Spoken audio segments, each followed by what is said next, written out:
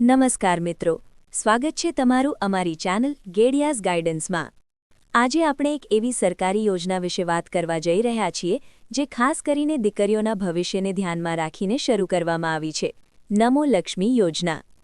મિત્રો, આ યોજના ખાસ કરીને આર્થિક રીતે નબળા વર્ગની દીકરીઓ માટે બનાવવામાં આવી છે, જેથી તેઓને શિક્ષણ માટે પ્રોત્સાહન મળે, સ્કૂલ છોડવાનો દર ઓછો થાય અને તેમના આરોગ્ય તથા પોષણમાં સુધારો આવે। આ બાબત ખૂબ જ ધ્યાનમાં રાખવા જેવી છે કે સરકાર દીકરીઓના વિકાસ માટે સતત પ્રયત્ન કરી રહી છે। વર્ષ 2024-25ના બજેટમાં આ યોજના માટે 1250 કરોડ રૂપિયા ફાળવવામાં આવ્યા છે। આ આંકડો બતાવે છે કે આ યોજના કેટલી વિશાળ સ્તરે અમલમાં મુકાઈ રહી છે, એટલે આ વાત ખાસ યાદ રાખવા જેવી છે। હવે સમજીએ કે આ યોજનાનો લાભ કોને મળશે। ધોરણ 9થી 12માં ભણતી દીકરીઓ, ભલે તે સરકારી, ગ્રાન્ટેડ કે ખાનગી શાળામાં ભણે, તે આ યોજનાનો લાભ લઈ શકે છે। અહીં એક ધ્યાનમાં રાખવાની શરત છે કે વિદ્યાર્થિનીએ ધોરણ 1થી 8નો અભ્યાસ પ્રાથમિક શાળામાં પૂર્ણ કર્યો હોવો જોઈએ। ખાનગી શાળામાં ભણતી દીકરીઓ માટે પરિવારની આવક 6 લાખ કે તેથી ઓછી હોવી જોઈએ।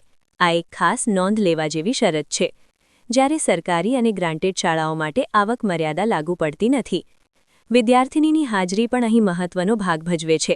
ઓછામાં ઓછી 80% હાજરી હોવી જરૂરી છે। આ બાબત ખાસ ધ્યાનમાં રાખવી, કારણ કે હાજરી વગર લાભ મળવો મુશ્કેલ બની શકે। જો દીકરીને બીજી કોઈ સરકારી શિષ્યવૃત્તિ મળતી હોય તો પણ તે આ યોજનાનો લાભ મેળવી શકે છે, એટલે બંને લાભ એકસાથે મેળવી શકાય છે। હવે વાત કરીએ સહાયની રકમ વિશે, જે દરેક માટે રસપ્રદ ભાગ છે।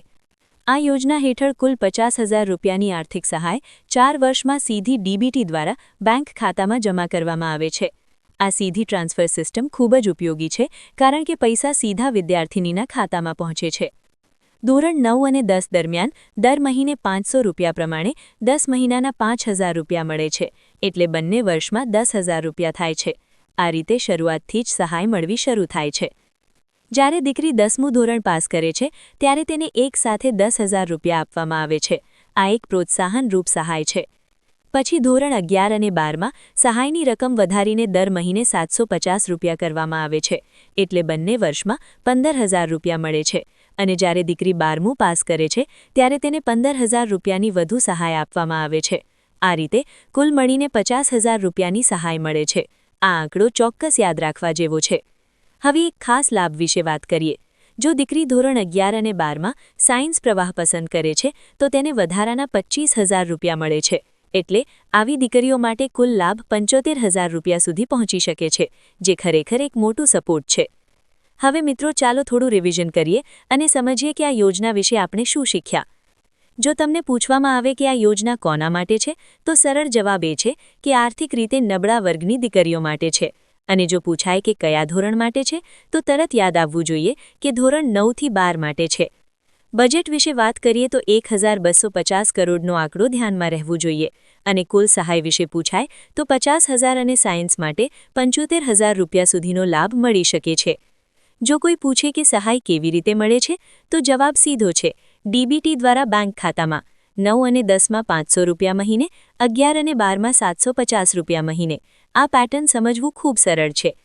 10મું ધોરણ પાસ કર્યા પછી 10,000 રૂપિયા અને 12મું ધોરણ પાસ કર્યા પછી 15,000 રૂપિયા, આ બંને માઇલસ્ટોન્સ ખાસ યાદ રાખવા જેવા છે। ખાનગી શાળાઓ માટે આવક મર્યાદા 6 લાખ રૂપિયા છે અને હાજરી ઓછામાં ઓછી 80% હોવી જરૂરી છે। આ બંને બાબતો ઘણી વખત પ્રશ્નોમાં પૂછાય છે। અને છેલ્લે જો કોઈ પૂછે કે સાયન્સ માટે શું ખાસ છે, તો તરત યાદ આવવું જોઈએ કે વધારાના 25,000 રૂપિયા મળે છે। તો મિત્રો, આ હતી નમો લક્ષ્મી યોજના વિશે સંપૂર્ણ અને સરળ સમજ।